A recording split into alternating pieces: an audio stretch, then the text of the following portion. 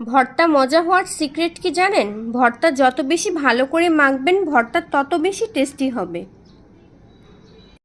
Hello, আসসালামু আলাইকুম everyone. আজকে দেখাবো পারফেক্ট বেগুন ভর্তার রেসিপি। কিভাবে আমি বাসায় পারফেক্ট বেগুন ভর্তা বানাই সেটা আজকে আপনাদের সাথে শেয়ার করব। চলুন তাহলে দেখে নেই। এখানে আমি 2টা বেগুন নিয়েছি। এখন এই বেগুনগুলো আমি সাইজ মতো কেটে নিব। দেখুন, আমি বেগুনগুলো গোল গোল করে কেটে নিয়েছি।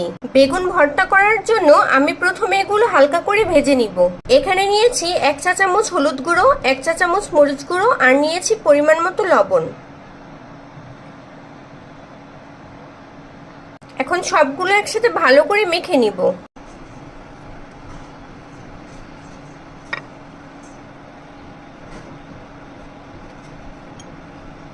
আজকে তৈরি করে দেখাবো ভিন্ন স্বাদের বেগুন ভর্তা।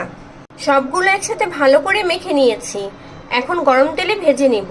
বেগুনগুলো ভাজার জন্য ফ্রাই প্যানে দিয়ে দেব পরিমাণ মতো সরিষার তেল।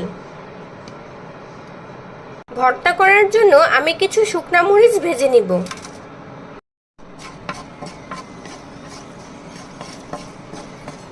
শুকনা মরিচগুলো ভাজা হয়ে গেছে, এখন তুলে নিব।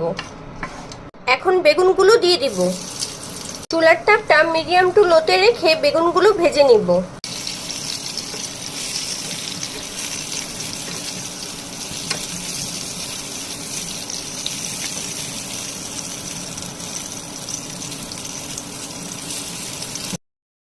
বেগুনগুলো ভাজা হয়ে গেছে, এখন নামিয়ে ফেলবো। বেগুনগুলো ঠান্ডা হয়ে গেছে, এখন ভর্তা করে নিব। এখন দিয়ে দিব সামান্য লবণ। যেহেতু আমি বেগুন ভাজার মধ্যে লবণ দিয়েছিলাম তাই এখানে সামান্য পরিমাণে লবণ দিতে হবে। এখন শুকনা মরিচগুলো ভালো করে ডলে নিব।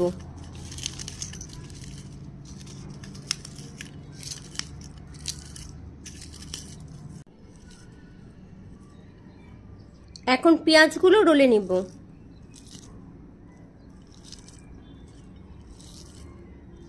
দেখুন, আমি পেঁয়াজ এবং শুকনো মরিচগুলো ভালো করে একসাথে ডলে নিয়েছি।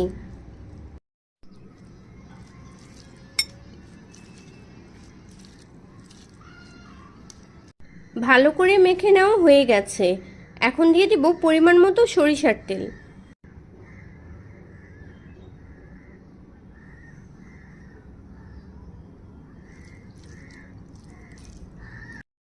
এখন বেগুনগুলো চটকে নিব।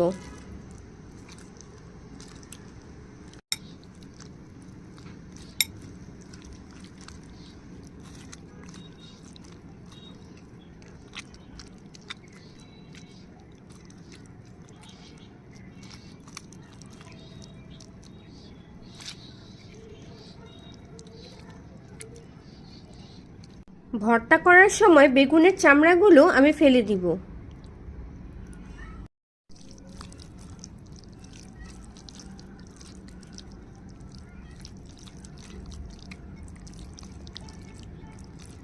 সবগুলো একসাথে ভালো করে মেখে নিয়েছি।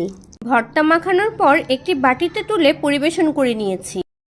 রেডি হয়ে গেল আজকের রেসিপি মজাদার বেগুন ভর্তা। আপনাদের যদি আমার এই ভিডিওটা ভালো লেগে থাকে বাসায় এভাবে একবার হলেও ট্রাই করবেন।